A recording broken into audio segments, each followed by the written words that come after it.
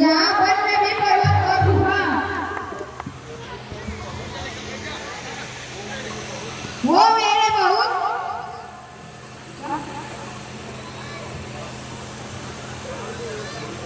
परंतु कहीं जानकी जी का पता नहीं मिला।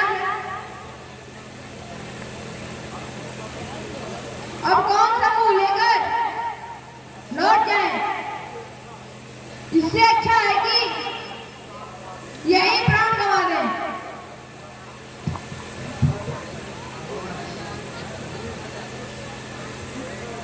ठीक है।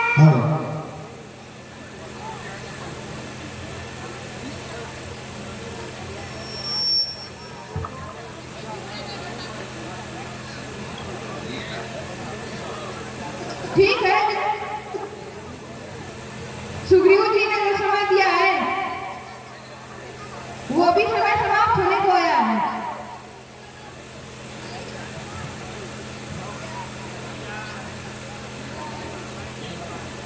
ठहर गए सब सिंधु तट सुन बूढ़े की बात असंपात की नाव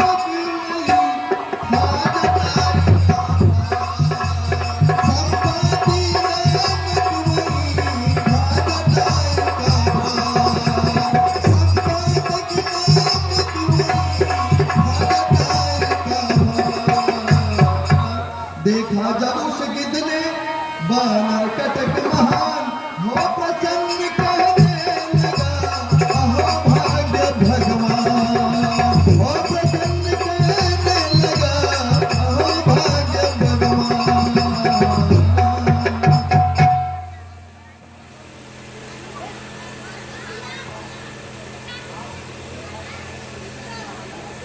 हाँ सुग्रीव, अब मुझे निश्चय ही मार डालेगा। तुम किस चिंता में पड़ रहे हो बेटा? क्या तुम राम को साधारण मनुष्य जानते हो? वे साक्षात ब्रह्म हैं। उनके कार्य में बाधा कौन डाल सकता है?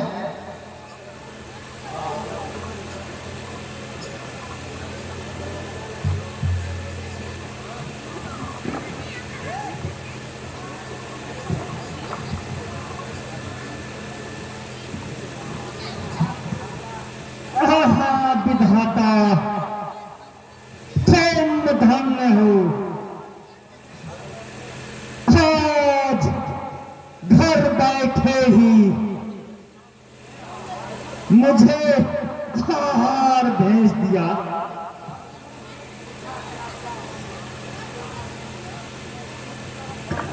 बरसों से भूखा प्यासा हूं, भर पेट न भोजन पाया हूं। विधवा ने आज अनुग्रह कर सब एक साथ भिजवाया।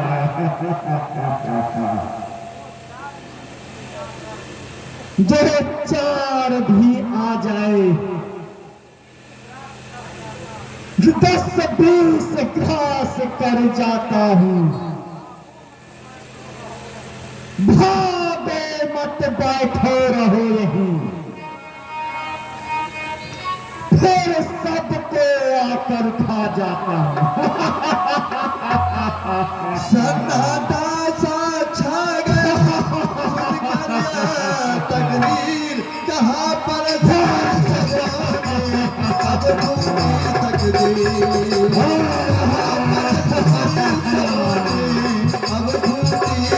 अब कहाँ परस परस होने अब टूटी तकदीर।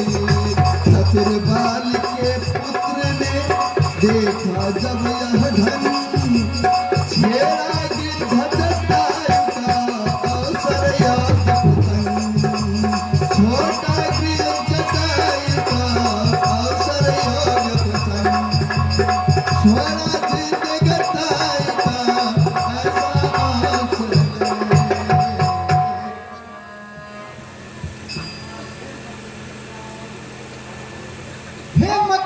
जामवंत जी, यह महान जीव कौन है जो हमें खाने की बात कर रहा है?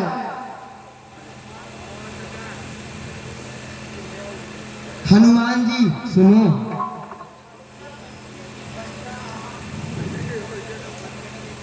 कश्यप ऋषि के वनिता नामक स्त्री के 2 पुत्र उत्पन्न हुए थे, एक अरुण और दूसरा गरुड़। फिर अरुण के 2 पुत्र पैदा हुए, एक संपाति दूसरा जटायु। एक दिन वे दोनों भाई सूर्य को पकड़ने के लिए उनकी ओर उड़ चले। बड़ी दूर उड़ने पर सूर्य के गर्मी से वे घबराकर, जटायु तो लौट आया किंतु संपाति नहीं लौटा। अंत में उसके पंख जल गए और वह मूर्छित होकर महेंद्र पर्वत पर गिर गया। उस पर्वत की गुफा में चंद्र ऋषि तप करते थे। संपाति ने उनकी बड़ी ही सेवा की। तब ऋषि ने प्रसन्न होकर वरदान दिया कि जानकी का खोज करते हुए बानर जब इधर आएंगे तो तेरे पंख फिर से निकल आएंगे। इसी समय से यह बेचारा पंखहीन पक्षी इसी चंद्र पर्वत पर पड़ा हुआ अपना जीवन बिता रहा है। धन्य है, तुम्हें धन्य है जटायु, जो तुमने श्री रामचंद्र जी की सेवा में अपनी प्राण गवा दिए। हाँ, क्या कहा? जटायु ने अपना प्राण गवा दिया। बताओ हे बानरों, मेरे भाई के मृत्यु का कारण बताओ। पक्षीराज, तुम्हारा भाई जटायु पंचवटी के सन्निध जीवन व्यतीत कर रहा था। उसी समय लंकेश रावण श्री राम जी की धर्मपत्नी सीता माता को हर के ले जा रहा था। तो उसने जानकी को छुड़ाने के लिए रावण से युद्ध किया, किंतु अन्यायी रावण ने उसको मार डाला। तब भगवान रामचंद्र जी ने अपने ही हाथों से उसका दाह संस्कार किया।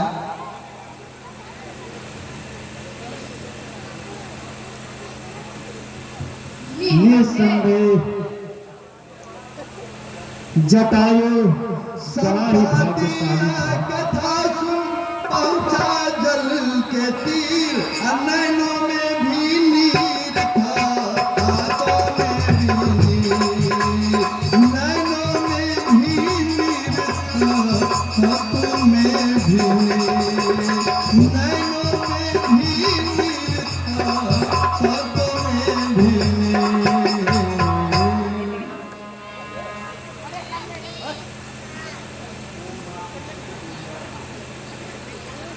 राजू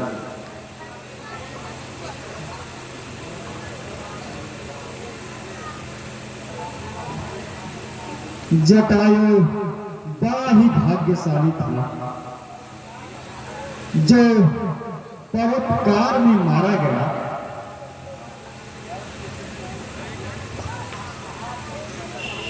आहा, तुम ठीक कहते हो प्रभु रामचंद्र जी की कृपा से आज बरसों के बाद मेरे पंख निकल आए हैं। अच्छा, मैं अपने पहले भाई को तिलांजलि दे लूं, फिर तुम्हें मार्ग बतलाता हूं। सलिलांजलि जब भ्रात को देता था खगरा, श्रद्धांजलि करने लगा अर्पण किस समान। श्रद्धांजलि करने लगा अर्पण किस समान। अब संपाति ने कहा लेकर कुछ विश्राम, अच्छा होता राम के मैं भी आता था। अच्छा होता राम के मैं भी आता था। अच्छा होता राम के मैं भी आता था।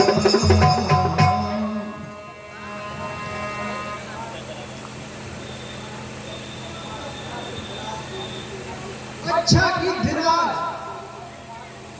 अब हमें मार्ग बताइए। वह देखो समुद्र की दूसरी ओर रावण का देख रहा यही से नाम का बाहुरमणी स्थान है। चारों दिस ले रहा है जिसमें जल था। चारों दिस ले रहा है जिससे जल था। चारों दिस ले रहा है जिससे जल था।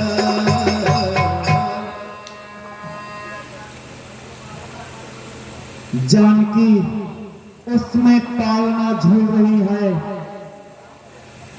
तुम नहीं देख सकते, किंतु मैं अपने दिव्य दृष्टि से सब देख रहा हूं। अब जो कोई इस समुद्र को लांघ कर जाएगा वही सीता की सुध लाएगा। संपाति जब चल दिया सब पर डाल प्रभाव। जामवंत ने रख दिया प्रभाव। जामवंत ने रख दिया अक्षर प्रभाव। जामवंत ने रख दिया अक्षर प्रभाव। कहने वाला कह गया करने वाला अपने पे अपने हौसले बहादुर दिखला। अपने अपने हौसले बहादुर दिखला। अपने अपने हौसला बहादुर दिखला।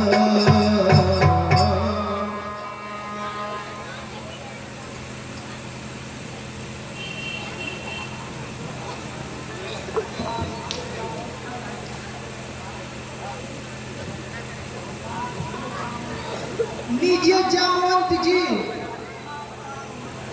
अब इतना तो पता मिल गया, परंतु ऐसा कौन है जो इस अपार समुद्र को लांघ कर जाए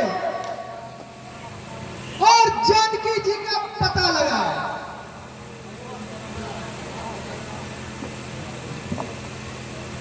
ओहो, इस समय मैं बूढ़ा हो गया हूं। करने को तो इतना ही है, बस एक छलांग मारना है। यह युद्ध नहीं, संग्राम नहीं, 100 योजन सिद्ध लांघना है। मेरी तरुणाई होती तो उस पार पहुंच जाता अब तक।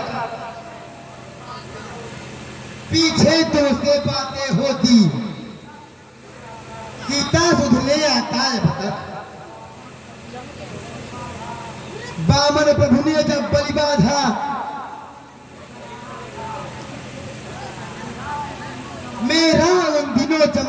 था। 2 घड़ियों में भूमंडल का हो जाता आना जाना था। अब तो युवकों की बारी है, मेरी तो वृद्धा अवस्था है। यदि वहां तलक कोई न गया तो यही डूबना अच्छा है। अहमद बोले मत कहो कायरता की बात, असफल होकर डूबना है कब अच्छी बात, असफल होकर डूबना है कब अच्छी बात, असफल होकर डूबना कब है अच्छी बात।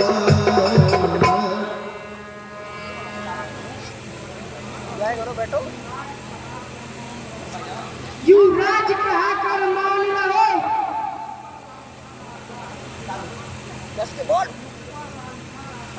क्यों मुझ पर लांछन आता है। इस कारण सिंधु लांघने को यह अंगद बालक जाता है।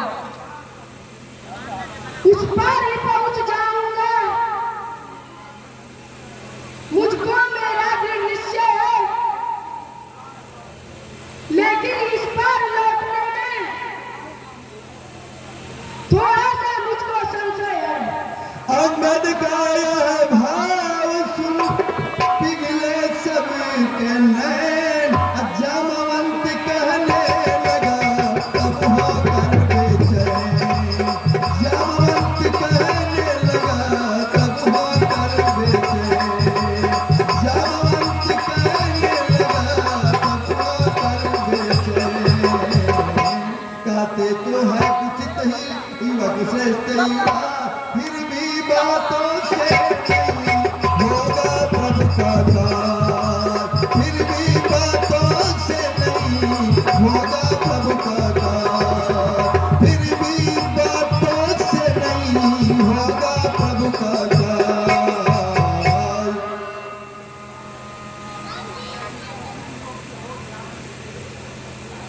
तुम सभी योग्य हो जाने के,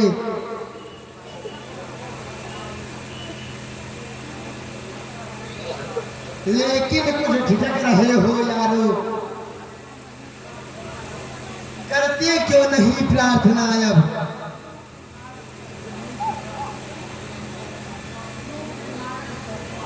कपियों के नायक से यारो, हम तुम सब लोग अधूरे हैं। पूरा वह राम दुलारा है।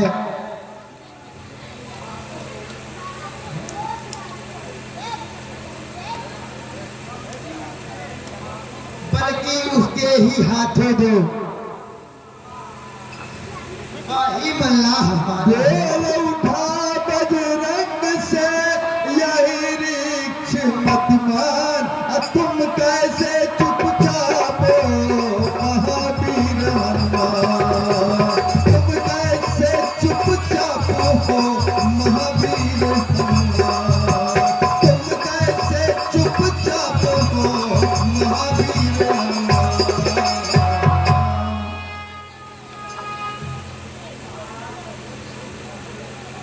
किंतु महाराज मुझे तो कुछ संदेह होता है। नहीं नहीं, कदापि नहीं। लो पहले अपने जन्म की कथा सुनो, उसके सुनने से तुम्हें अपना पर और पराक्रम याद आ जाएगा। सुनाइए महाराज। हिमाचल पर्वत पर कश्यप ऋषि अनेक साधुओं सहित रहते थे। एक दिन वहां एक बड़ा ही बड़ा हाथी आया और ऋषियों की ओर दौड़ा, किंतु तुम्हारे पिता केसरी ने इसे मार डाला। इस पर प्रसन्न होकर ऋषियों ने वरदान दिया कि तुम्हारे घर पवन जैसा वेग बलवान और बुद्धिमान पुत्र पैदा होगा। एक दिन तुम्हारी माता अंजनी पर्वत पर बैठी थी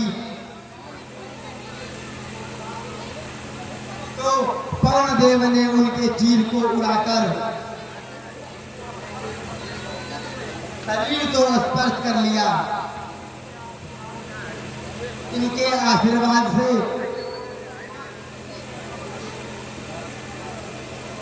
कार्तिक मास कृष्ण पक्ष को चतुर्दशी तिथि को दिन मंगलवार को मेष लग्न में तुम्हारा जन्म हुआ। एक दिन तुम्हारी माता तुम्हें गोद में लेकर खड़ी थी। तुमने उदय होते हुए सूर्य को पकड़ने के लिए अपने बाहें उठाई। उस पर इंद्र ने कुपित होकर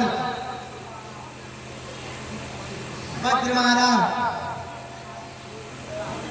जिससे तुम्हारे जोड़ी में दाग बन गया और तुम्हारा नाम हनुमान पड़ गया। किंतु तुमने सूर्य को भक्षण कर लिया। अंत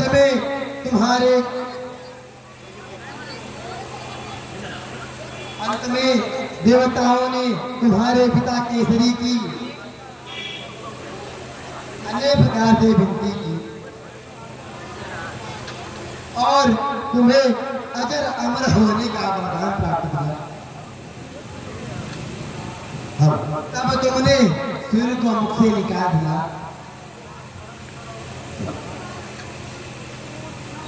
जामवंत के सपया पड़ेगी समय का, रक्तवर्ण लोचन हुए गरजे थी हनुमान। रक्तवर्ण लोचन हुए गरजे श्री हनुमान। रक्तवर्ण लोचन हुए गरजे श्री हनुमान।